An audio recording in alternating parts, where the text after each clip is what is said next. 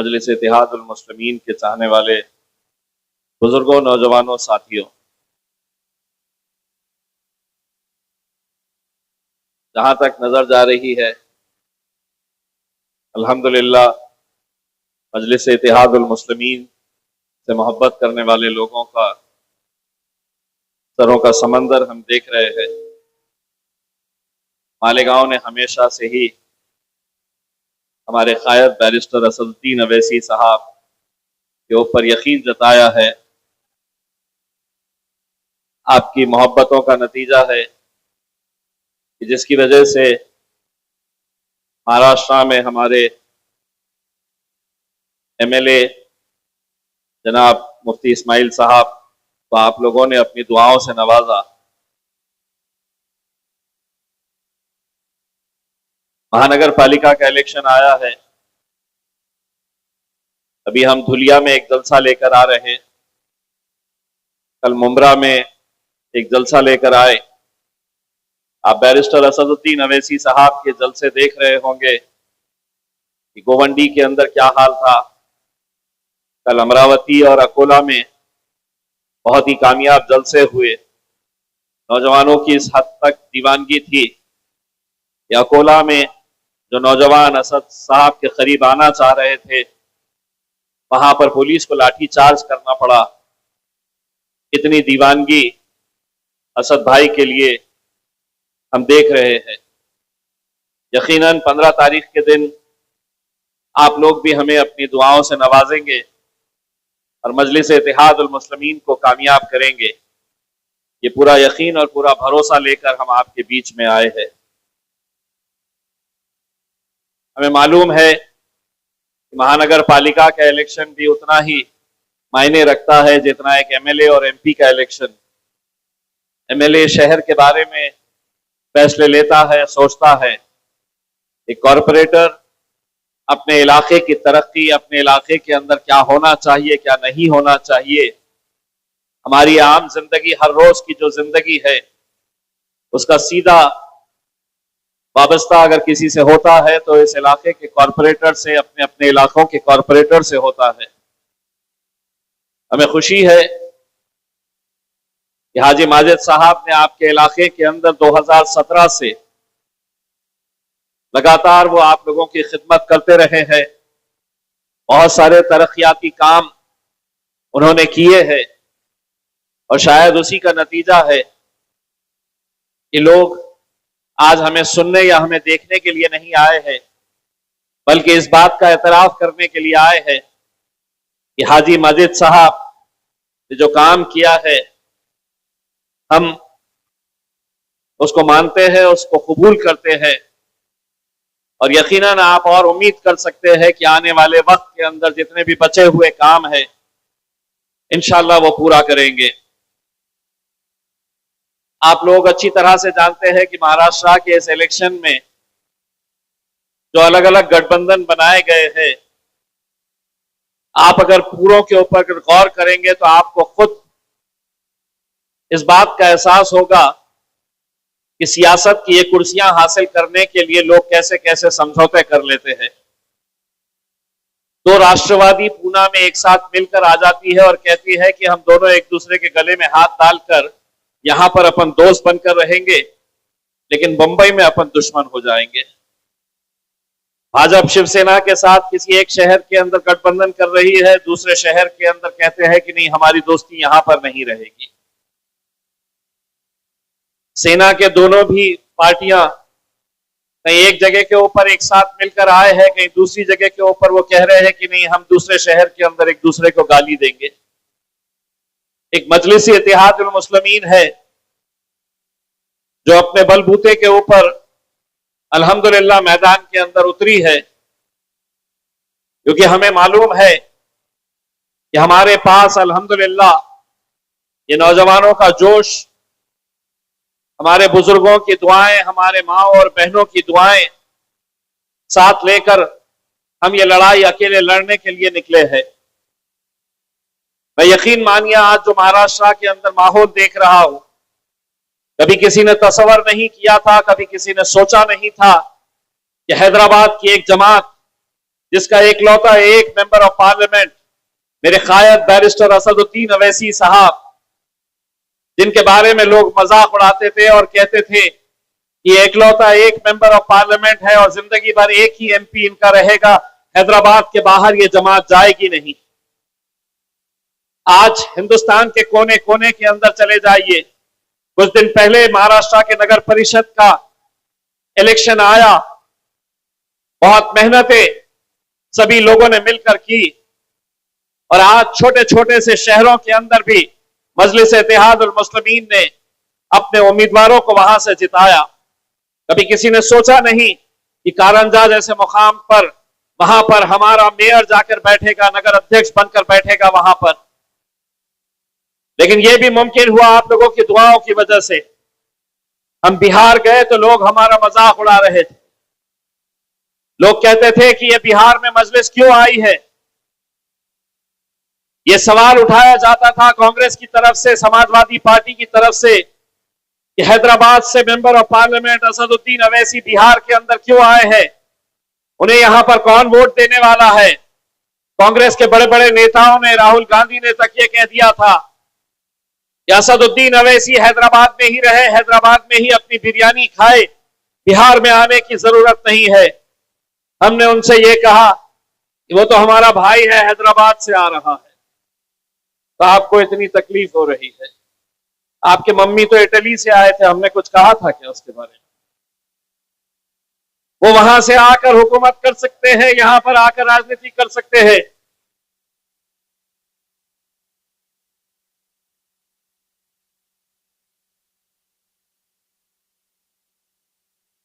देखिए, मैं ऐसे नौजवानों की बहुत कदर करता हूं।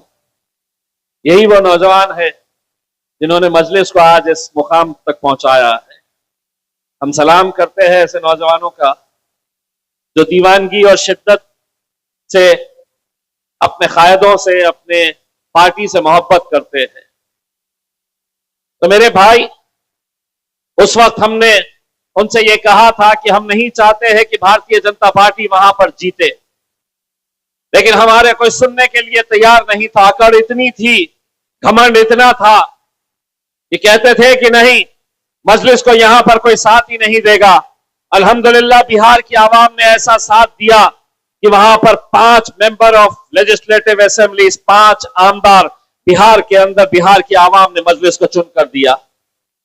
जो कांग्रेस पार्टी हमारे ऊपर उंगलियां उठाती थी, घमंड में इतनी थी, समझ नहीं आ रहा था कि इतनी अकड़ किस बात की है।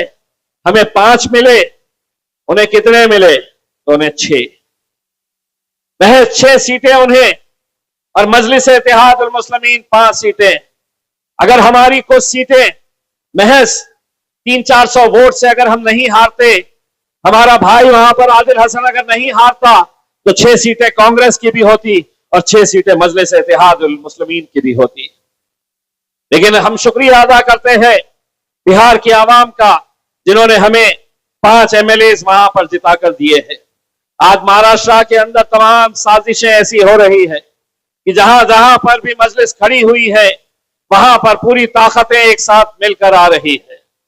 पूरी ताकतें जुट गई है कि मजलिस को कैसे हराया जाए, मजलिस को कैसे कमजोर किया जाए। लेकिन आज अल्हम्दुलिल्लाह इस मुकाम के ऊपर हम पहुंच चुके हैं कि जहां पर आवाम ने तय कर लिया है, मुश्किल ही सही, लेकिन अब यह फैसला कर लिया है आवाम ने, ना झुकेंगे ना डरेंगे, अगर जुड़ेंगे तो उड़ेंगे। हम आपसे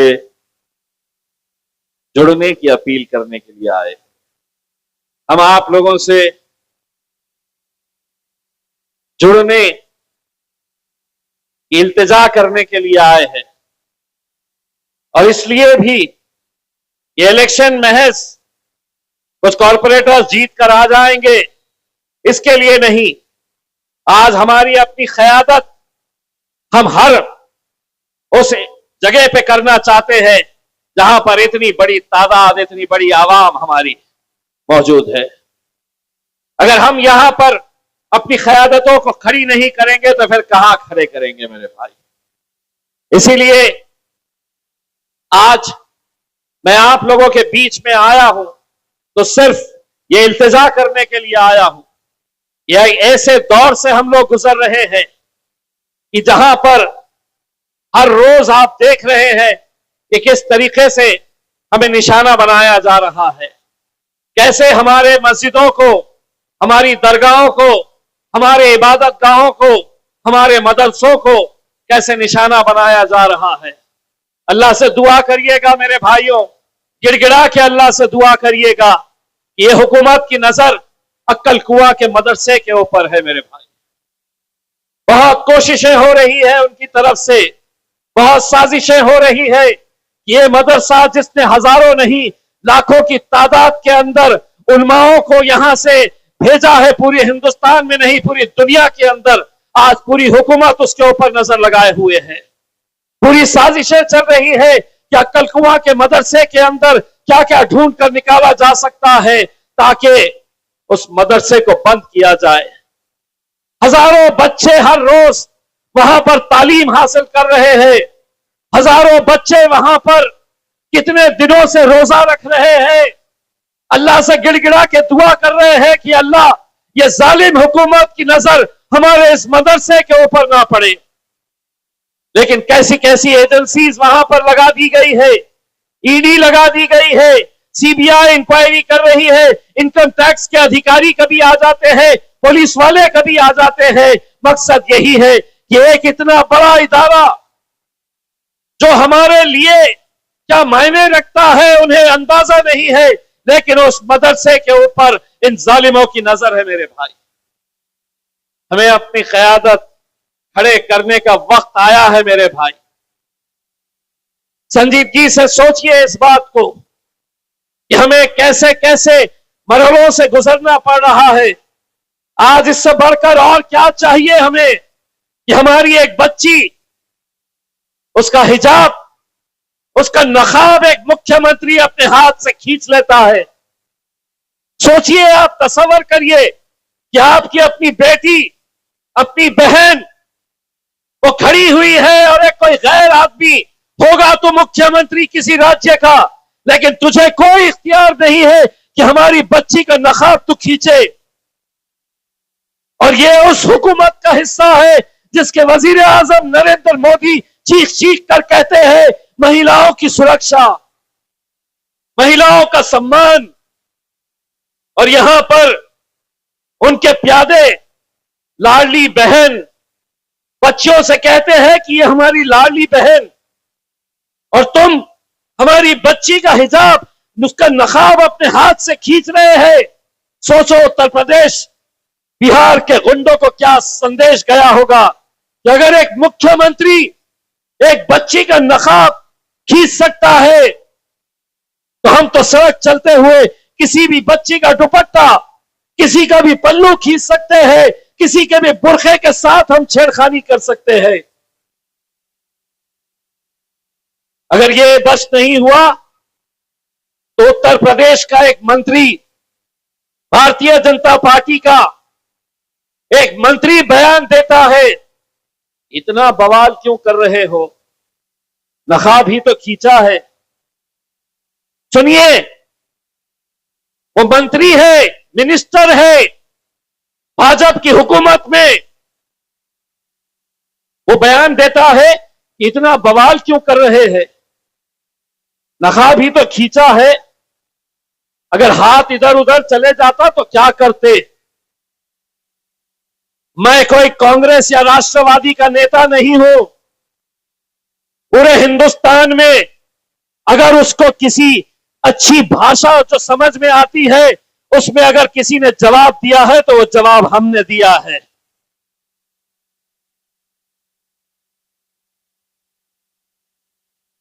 कहता है अगर हाथ इधर उधर चले जाए, उसकी पोती की उम्र की वो बच्ची, उसके पोती की उम्र की वो बच्ची के बारे में कहता है कि हाथ इधर उधर चले जाए तो आप क्या करेंगे। तो उसको जवाब मैंने ये दिया कि बच्ची अगर मुसलमान है तो सिर्फ हम मुसलमान बच्ची है बोलकर नहीं, अगर वो बच्ची हिंदू भाइयों की होती, अगर वो बच्ची दलित समाज की होती, ओबीसी समाज की होती तो हमारा जवाब वही रहता जो आज हमने इस मुस्लिम बच्ची के बारे में दिया कि अगर तू ये सोच रहा है कि तेरा हाथ इधर उधर चले जाता तो सुन अच्छी तरीके से, तेरा हाथ तोड़कर हम दूसरे हाथ पे दे डालते। मंत्री है, मैं कुछ भी बोलूंगा, मैं मुख्यमंत्री हूं, मैं किसी का भी नकाब खींचूंगा, किसी का भी हिजाब खींच लूंगा मैं, और कोई बोलने वाला नहीं है। तो सुन अच्छी तरीके से, हम कोई दूसरे पॉलिटिकल पार्टी के मुसलमान गुलाम नहीं है जिन्हें कुर्सी प्यारी है। जब भी ऐसी बातें सामने आएंगी, तुझे जिस भाषा में समझ में आता है उस भाषा में इंशाअल्लाह तुझे जवाब देंगे हम। और क्यों नहीं, हम सुनने के लिए, ये सब अपनी आंखों से देखने के लिए हम बैठे हुए हैं नहीं। बहुत सालों तक तुम बोलते थे और हम सुनते थे, अब हम बोलेंगे और तुम्हारे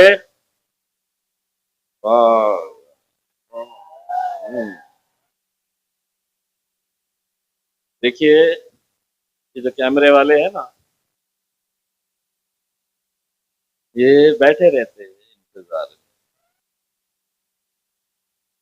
कि कुछ तो बोलेगा। फिर पुलिस वाले भी है, इंतजार में रहते हैं कि कब लेना इनको अंदर। तब हमने तरीका निकाल लिया है, आधा हम बोलते हैं, आधा पब्लिक बोलती है। लो, आधा हम बोल रहे, आधा ये बोलेंगे। मोदी जी, भाइयों और बहनों, उत्तर प्रदेश का हमारा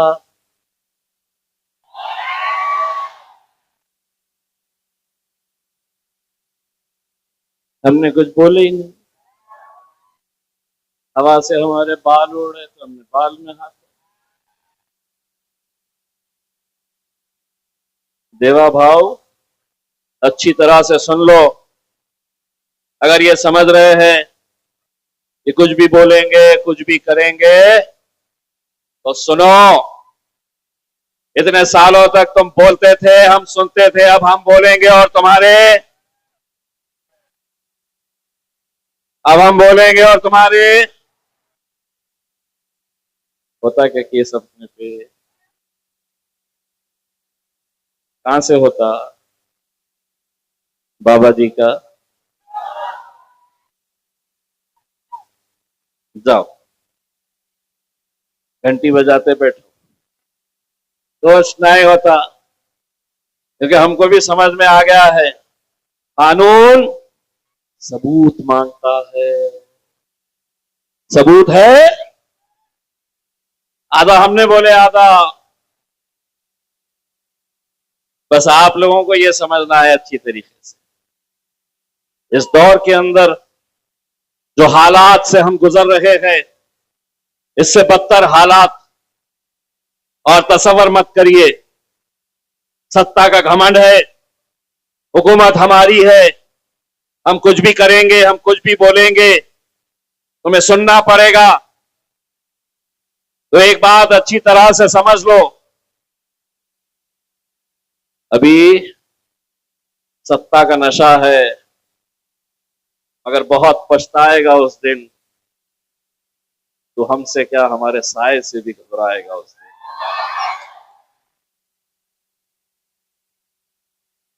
प्रशासन मेरा, गवर्नमेंट मेरी, पुलिस मेरी, मैं कुछ भी करूंगा। तो सुन, अभी सत्ता का नशा है, मगर बहुत पछताएगा उस दिन, तो हमसे क्या हमारे साए से भी घबराएगा उस दिन। जिस दिन हमारे हाथ से छूटेगा सब्र का दामन, तुझे तेरी औकात का पता चल जाएगा उस दिन।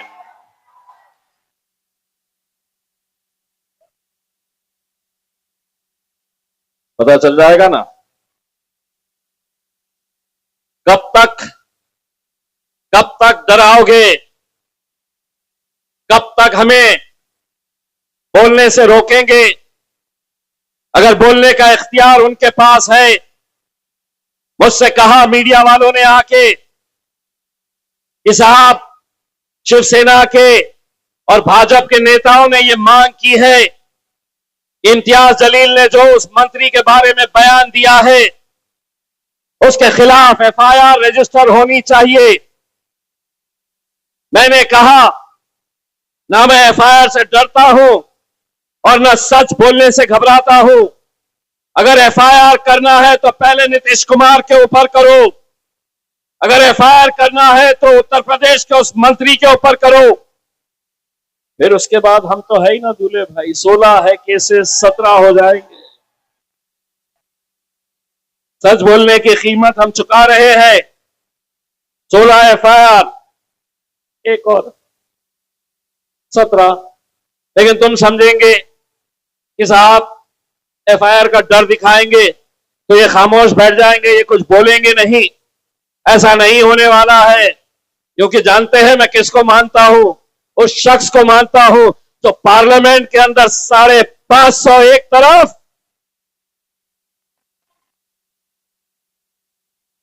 पूरे के पूरे एक तरफ। इसीलिए कहते हैं ना, 100 सुनार की एक लोहार की तादाद मायने नहीं रखती है। एक ऐसे असदुद्दीन अवैसी साहब को मानने वाले हम गूंगे मुक्को बहरों को भी, जिन्होंने बोलना सिखाया है इस मुल्क के अंदर। मेरे भाई, मैं आप लोगों से सिर्फ इतनी अपील करने के लिए आया हूं, आप लोग 15 तारीख के दिन निकलिए अपने घरों के बाहर। मजलिस इत्तेहादुल मुस्लिमीन के 62 उम्मीदवार यहां पर, हमारे खालिद भाई 62 उम्मीदवार ऐसे नौजवान। एक मुझे बताया गया है एक और उम्मीदवार जो है वो हाफिज कुरान है, हाफिज कुरान है मेरे भाई। अगर इन्हें नहीं भेजेंगे तो तुम किसे भेजेंगे? किसे भेजेंगे? 2 नंबर का धंधा करने वाले, चरस गांजे का धंधा करने वाले, या सट्टा चलाते? पुलिस वाले साहब उन्हें सट्टा चलाते हैं, उनकी जगह जेल में होनी चाहिए। उन्हें नेता बन के कॉरपोरेशन में जाना चाह रहे हैं। उठाओ उनको और डालो वहां पे, जिसकी जो जगह है वो वहां पे उनको भेजना चाहिए। ये भी सोचते होंगे कि इनके नेता कैसे कैसे तैयार हो रहे हैं। कोई सट्टा, क्या रेती भी चुराते? वाह, राशन भी चुरा लेते? वाह। कौन है, किस पार्टी से खड़े हुए?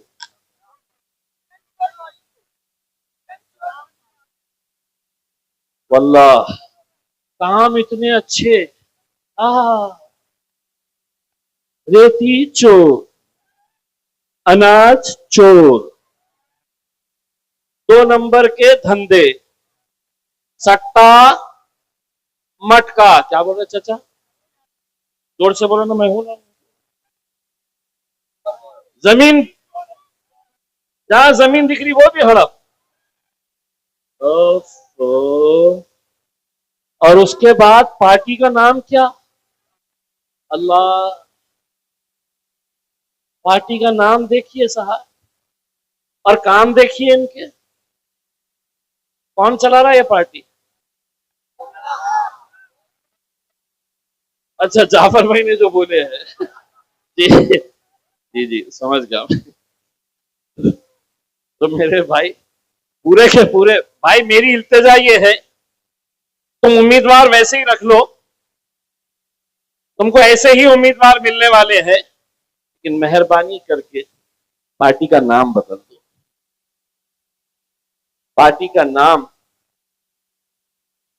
जो नाम हमारी शिनाख्त, हमारी पहचान है मेरे भाई, पूरी दुनिया इस्लाम को जिस नजरिए से देखती है, आप उस इस्लाम नाम का इस्तेमाल राजनीति के ये घटिया लोगों की वजह से खराब करेंगे।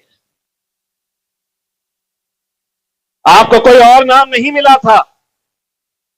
सियासत सियासत की जगह पे, लेकिन क्या कहेंगे हम? ये लोग क्या कहेंगे? इस्लाम पार्टी को हमें हराना है, हमारा दीन हमारा मजहब ये अलग, लेकिन तुम अपनी सियासी दुकान चलाने के लिए अगर ये काम कर रहे हैं तो मैं तुमसे सिर्फ इल्तिजा करूंगा, ये चोरों लुचक्कों को लेकर जाइए, साथ में अपने अपने कांधे पे बिठाइए, अपने सर पे बिठाइए, लेकिन इस नाम को बदनाम मत होने दीजिए। पूरी दुनिया के अंदर आज इस्लाम को निशाना बनाया जा रहा है और आप यहां पर अपनी सियासी रोटियां सेकने के लिए ये धंधे कर रहे हैं। मेरे भाई, मैं आप लोगों को सिर्फ यही कहना चाहता हूं, एक ऐसे मुश्किल घड़ी के अंदर हम हैं, एक ऐसा वक्त जहां पर हर कोई हमें निशाना बनाया हुआ है। हर रोज आप सुन रहे हैं, हमसे यह पूछा जा रहा है कि आपका बर्थ सर्टिफिकेट निकालो, आप यहां पैदा हुए थे या नहीं पैदा हुए थे। पुलिस स्टेशन में जाकर बैठ रहे हैं, एक भाजपा का नेता है, तोतला है, तुम ना तब पैदा होते पता पे पैदा होते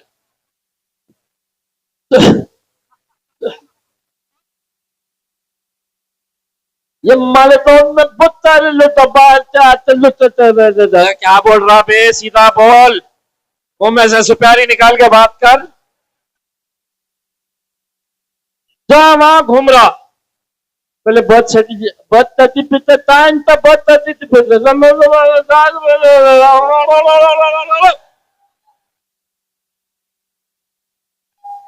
गटरा नहीं, बहुत दिनों से गटरा नहीं, अपने सामने आ गया तो ले लेंगे अपन साइड में उसको। आजा बोलेंगे भैया तेरे को तो मालेगांव की खाऊ गली में लेके टहला के आता करके मैं तेरे, खाऊ गली है ना? अच्छा, चटोरी गली आया तो लेके जाओ उसको, पाया खिलाओ उसको।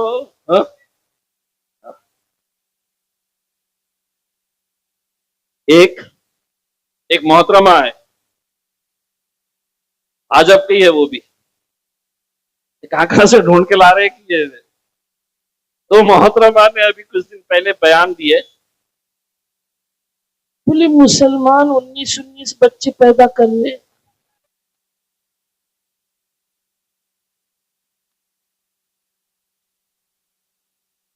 मैं मेरे तमाम हिंदू भाइयों और बहनों से बोलना चाहती हूं कि तुम भी बच्चे पैदा करो।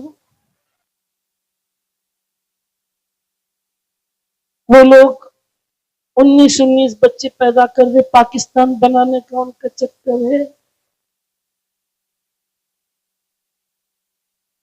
मेरे साथ थी वो लोकसभा में, देखती समझ में आ गया था ये खाली है कर, क्योंकि जिस तरीके के बयान सुनने को मिल रहे हैं, अब आप सोचिए उनके खुद के दो, मैं बोला शुरुआत आप ही कर दो ना, आप ही शुरुआत कर दो। और देश के सबसे बड़े नेताओं में गिनती होनी चाहिए। देखिए हमारी भारतीय जनता पार्टी की एक महिला, 19 बच्चे, और किसके है भाई 19 किसके है कि हाथ ऊपर करो, कहां से लेके आई हो? मैं जो दिल में आया, मतलब तुमने दूसरों ने पैदा करना और आपने कुछ नहीं, शुरुआत आप करिए, मोदी जी भी खुश हो जाएंगे। देखो कोई तो लीड कर रहा है। हाँ 20 कोई नहीं रोका मेरे भाई, कोई नहीं रोका। बढ़ाओ आबादी, देश की बढ़ाना चाह रहे हैं, बढ़ा। ऐसे फजूल की बातें, स्टेटमेंट ये वो। और फिर क्या होता है मालूम क्या, इन्हें ऐसा स्टेटमेंट दे डाली, 3 दिन तक ये जितने हैं ना बैठे हुए, वो आके ये नहीं पूछते हैं पानी मिल रहा क्या, बच्चों के स्कूल का अच्छा स्कूल बना है क्या, अस्पताल में दवाइयां मिल रही है क्या, डॉक्टर्स है क्या, रोड अच्छा बन रहा है क्या, इंफ्रास्ट्रक्चर हमारा अच्छा बन रहा है क्या। ये कुछ नहीं, उसने बोल दी तो ये आएंगे हमारे पास, और मैडम ने बोले हैं कि बच्चे पैदा करना है करके, आपका क्या कहना है करके। तो 3 दिन तक प्राइम टाइम के ऊपर यही चर्चा होती रहेगी कि बच्चे 19 होना चाहिए या 4 होना चाहिए या 2 होना चाहिए। बहुत नाराज हो रहे होंगे आज, बहुत देर हो तुम लोगों की।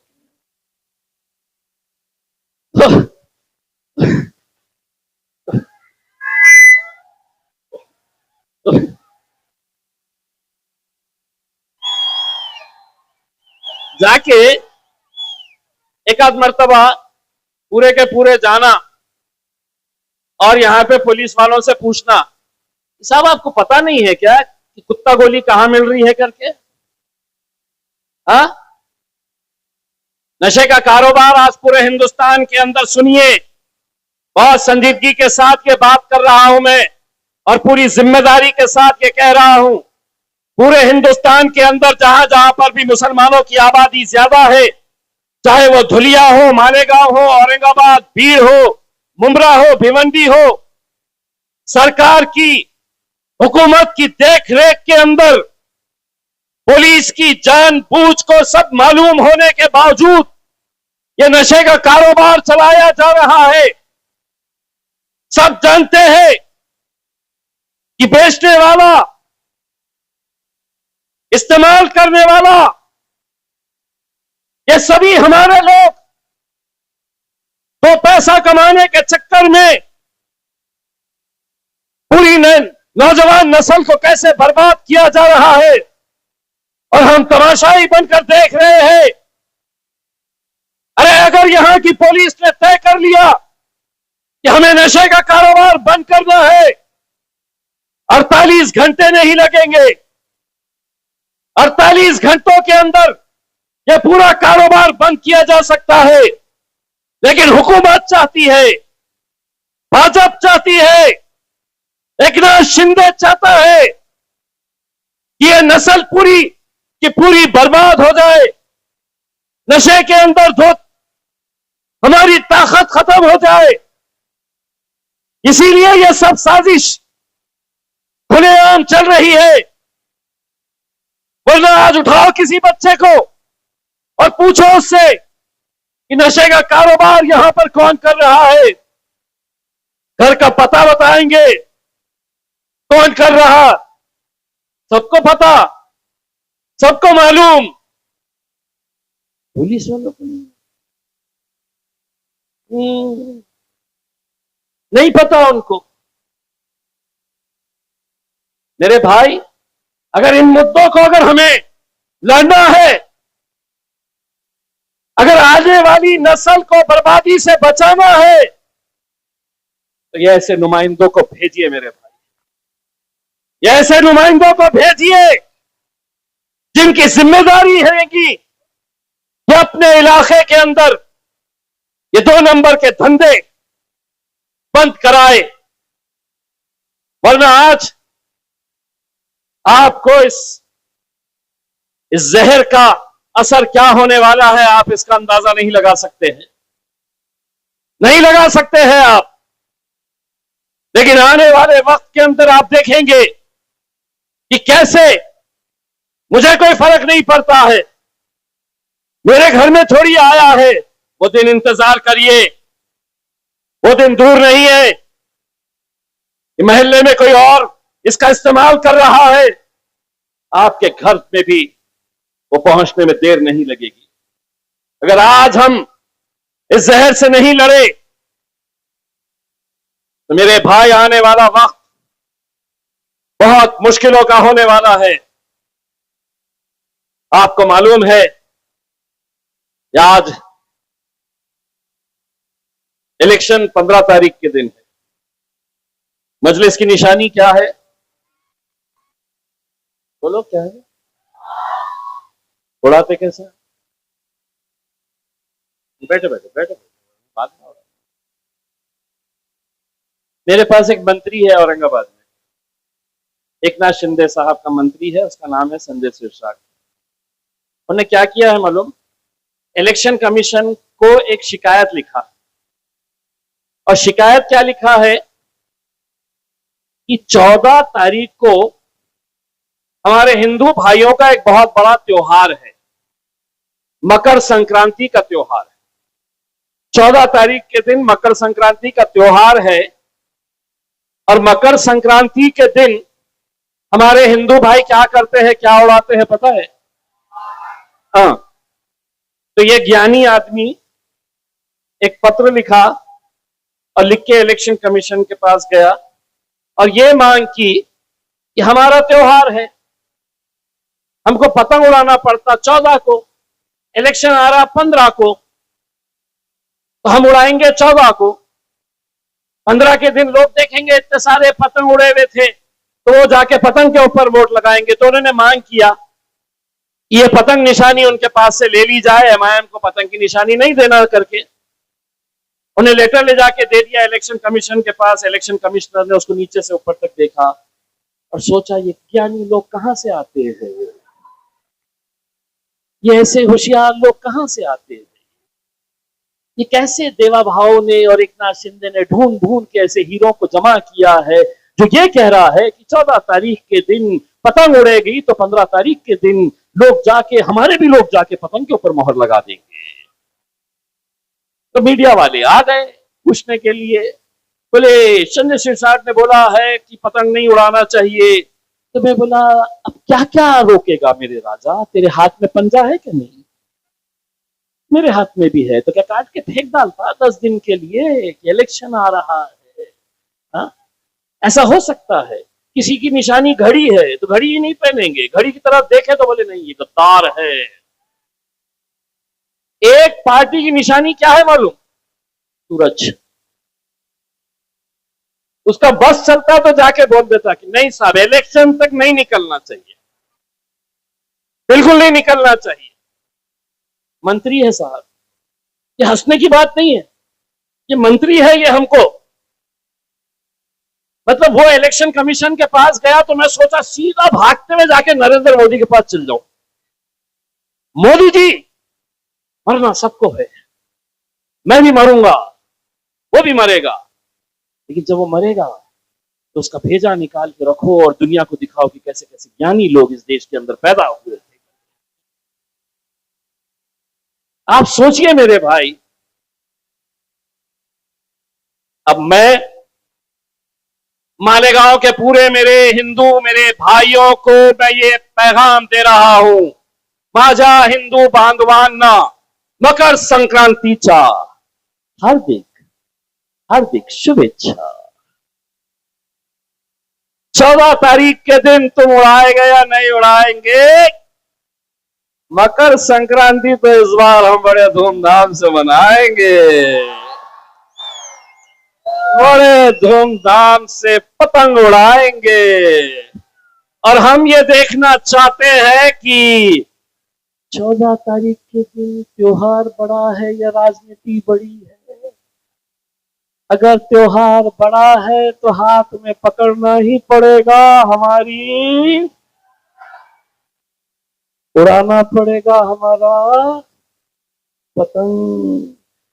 14 को हम उड़ाएंगे, 15 को तुम बटन दबाएंगे और 16 को इंशाल्लाह हम सब जश्न मनाएंगे। तो है तैयार जश्न मनाने के लिए? बस जाते जाते वही नारा जो हिंदुस्तान ही नहीं दुनिया भर में गूंजा है कि तेरा मेरा रिश्ता क्या